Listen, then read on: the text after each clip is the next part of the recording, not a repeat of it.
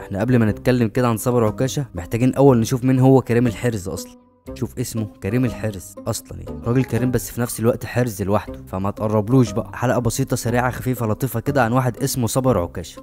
قبل اي حاجه احب ادي ريسبكت للمخرج على اختياره لكل حاجه فعلا في المسلسل، زي مثلا الفيسبا اللي في مدخل العماره في الحلقه ال 13. هو الموضوع لوجيك عادي جدا، مش عبثي خالص ومش مبدع برضه، بس يعني في حاجه كنت عايز اتكلم عليها، لان انا دايما كان في سؤال بيجي في دماغي: هما ازاي بيكتبوا القلشه في السيناريو بالطريقه دي، او بالتحديد الفرشه للافيه؟ والفرشه هي اهم من الافيه ذات نفسه. انت لو كاتب حاجه حلوه جدا وبتضحك وما فرشتش فرشه حلوه كده تلمعها، مش هيبقى لها لازمه اصلا. الفيسبا دي نفس القصه، هي موجوده في مدخل العماره عشان جمله واحده بس، وهي عيل في ابتدائي نفخ خش على 38. تخيل بقى، ما هو لازم عربي يبص في مرايه، ومفيش مرايه في مدخل العماره، يعني مش عايزين برضه يبقى في عبث، عايزين في منطق. هتفرشها ازاي؟ فبالفيسبوك. المهم كريم الحارس مش لاقي معلومات عنه او اي حاجه غير انه بدا يعمل فيديوهات من بتاع سنتين ثلاثه كده، كان لسه ناشئ في الاجرام يعني، بس ستيل عمل الكاركتر بتاع صابر عكاشة اصلا. فهو بالنسبه لدوره في اشغال شقه لا اختيار موفق جدا. بس هو سؤال بيجي في دماغي، يعني ده طفل ايه الماضي اللي كان قبل كده عشان يبقى صابر عكاشة او كريم الحارس اصلا؟ بس خلينا نتكلم في المسلسل. يعني هل هنروح لمعضله بدل فائد،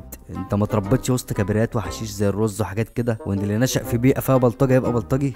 ايوه بالظبط كده، مفيش مبرر تاني. احنا في الاول شفنا صابر عكاشة اللي لمسته الايد اسماء جلال، دي استحاله تكون لمسه طفل اصلا اطلاقا. يعني وانا حاسه اصلا ان ده حمدي الوزير بس هو صغير، يعني في كذا فلاش باك بيجي لك كده لما تشوف صابر عكاشة في موقف زي ده، اكيد ده حمدي الوزير. انت بتشوف الحته دي اللي قدامك ده مش كريم الحارس بقى، في شخصيه تانية ورا وشه. وضحت امتى بقى؟ لما عربي حلق لصابر على الزيرو، شفنا ساعتها ابوه بعصابته برجالته بكل حاجه. وهنا بقى بدا يتكون مجموعه من الفلاش باك لشخصيه صابر عكاشة، وان صابر ده هو عكاشة اصلا لما كان صغير. وهنا تاني اختيار موفق لاختيار شخصيه الاب، لان كان ممكن يختاروا اي حد تاني يمثل دور ابوه، بس ما كانش هيليق قوي لان الفنان محمد حسني اصلا. بس كده. والله شفت بقى، ولما عربي حلق لصابر وضح وبان ان محمد حسني ابوه من غير حزق، وبقى في منطق عندنا. صابر عكاشة مش طفل شقي، هو طفل مجرم. طب ليه بيتعلم في مدرسه؟ ما اكيد الاجرام سكه والتعليم سكه تانية. هقول لك ان الاعلام بيفتح المخ يا ولدي، بس هو ده القصه بقى بتاعت المدرسه. شوف وقفه صابر اصلا، مش خايف من عربي ولا من حمدي مع انهم اكبر منه سنا وحجما وعقلا، بس صابر سندله وما بيجليش، ما تهتهش في الكلام. وبلا شك بلا شك انه ما كانش بيعيد الجمل بتاعته اصلا في التصوير، على عكس هشام ماجد وباقي الفرقه. يعني في الميكنج اوف كانوا بيتلخبطوا اصلا،